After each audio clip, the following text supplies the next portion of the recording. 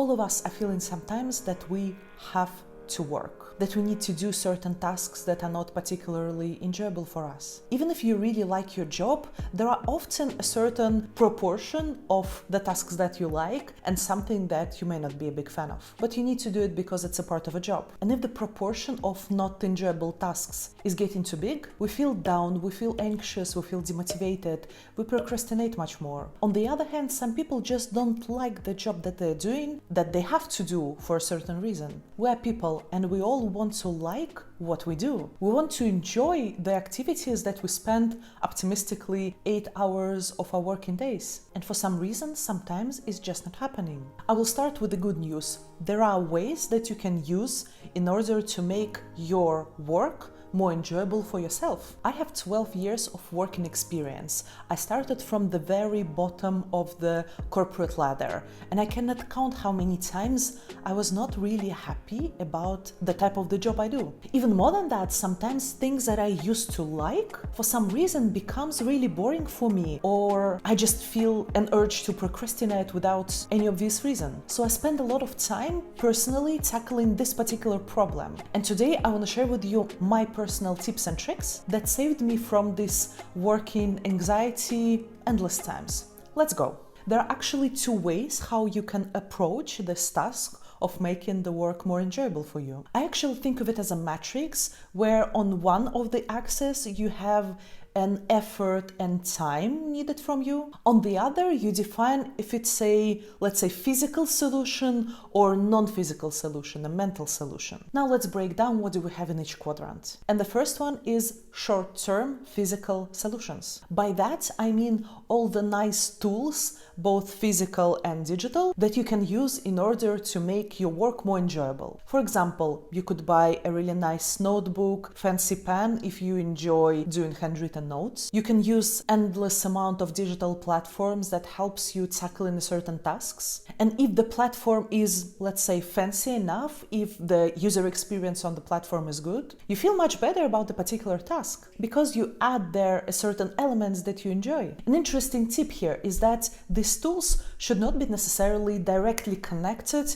to this boring task of yours. It can be something that you use in parallel, but it would, I would say, dilute the boringness of the whole process. For example, I like to use Notion for a digital note-taking. And Notion as a program itself, it doesn't help me directly, so it doesn't solve the challenges I experience at work, but because the system is nice, I just feel a little bit better when I use it as a tool. So I do encourage you to listen to yourself, reflect on what do you personally enjoy using, what makes you feel a little bit more fun, a little bit more creative. Identify these tools and bring them to your work. Now let's switch to a long-term physical solutions, and here I suggest all versions of gamification possible. I think gamification is a pretty straightforward term. So basically, every time we use all these stimulating gaming mechanics that encourage us to do something more, to achieve something more, but we put it in a working setting. There are pretty simple, let's say, gamification systems. For example,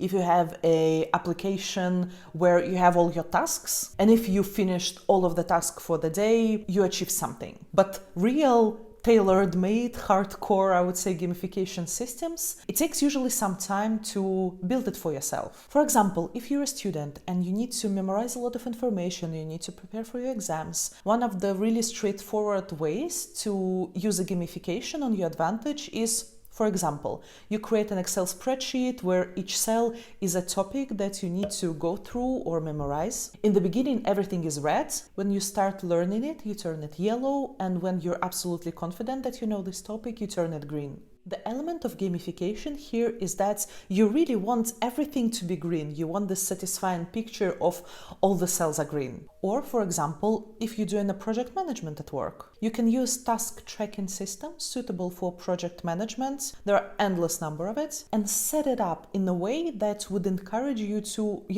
finish it clean. From my experience, this use of gamification techniques is more of a long-term solution. Maybe it's partially because of the nature of my job, because I usually work with quite long-term planning. That's why I need these gamification systems that would encourage me not only necessarily today or tomorrow, but would rather, let's say, stimulate me in the long run. But for me, investing my time and effort in creating something like that is absolutely worth it.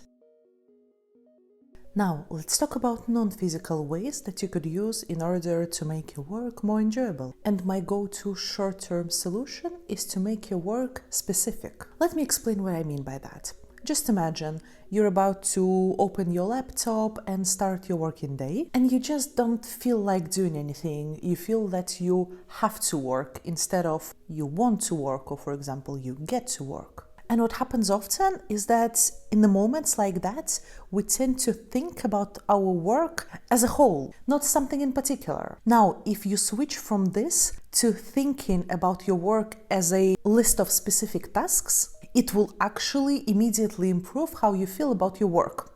Let me explain you how it works. Our brain tends to generalize our feelings. And when we think about our work as about something abstract, not specific, our brain is claiming the whole thing as boring, not enjoyable, you just need to procrastinate kind of thing, which usually is not exactly true. For many of us, our working day consists of different tasks, and some of them are more enjoyable than others. But our brain doesn't care about it, because in moments like that, it operates in a rather abstract mode. Now, what's happening if you start thinking about your work as a list of specific tasks? Your brain cannot claim it all as boring anymore. And even without changing the job itself, it allows you to feel much better about your work. So my tip is avoid, wandering around in the state of the abstract work avoidance. Take a few minutes. Make a list of what you need to do, and then look at each bullet point and take a second to check with yourself. Is this actually as bad as I feel? And now let's switch to a last category, non-physical, long-term ones. And here I want to talk about achieving a certain autonomy at work. Disclaimer, this is a really long-term one, like no joke. But at the same time, from my experience, this is the most, I would say, rewarding one, the most impactful one. So when we all start our careers, we usually have jobs with, let's say, really low autonomy at work. You're usually told there what to do, when to do, and how to do. And there is nothing wrong with that. When we're just starting, we really need a lot of guidance, a lot of explanation. We don't need the freedom of doing whatever we want just because we don't really know what to do. But at a certain point in a working life, you start feeling a need to be more autonomous at work, to switch from receiving tasks to receiving goals, and then from receiving tactical goals to receiving strategical goals, where you're free to decide what you need to do in order to achieve a certain thing. And being autonomous, having this freedom, it makes your work 100 times more enjoyable because it's you who decide what you're gonna do. Because you have the most direct link to why are you doing a certain thing. A lot of people are striving for this level of autonomy, but it's actually quite hard to get because it consists of a lot of small decisions that you're doing throughout your career path. And here there are 3 directions that provides you more autonomy. The first one is the actual career path that you've chose. Every time we're getting a promotion or we switch jobs or we switch companies, it can either bring us closer to this goal of being more autonomous at work, or it can get us far from that. The problem is quite often, for example, if we're getting a promotion, we rarely question it. So we don't think about it as, okay, would I have more freedom at work if I will take this role? But this awareness is actually really needed, because if you do keep that in mind,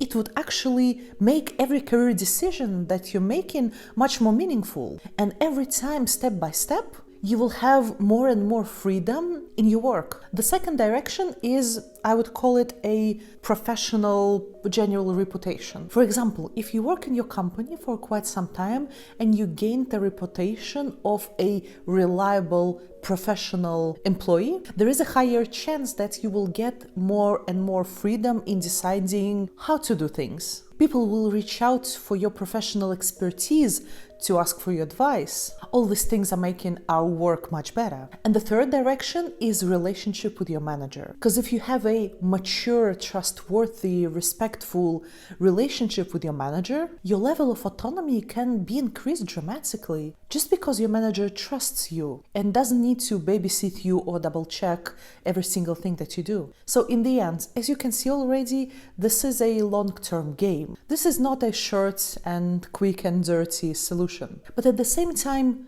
we all work, or we will work, and we will do this for many, many years. And if we will keep in mind this goal of being more autonomous, when we build our relationship with our managers, when we create and design our career paths, there is a high chance that after several years, you will find yourself in a much better working condition that you're currently in. And I do promise you, you will enjoy your work much better. I really hope it was helpful. I wish you the best of luck at work and hope to see you soon. Bye.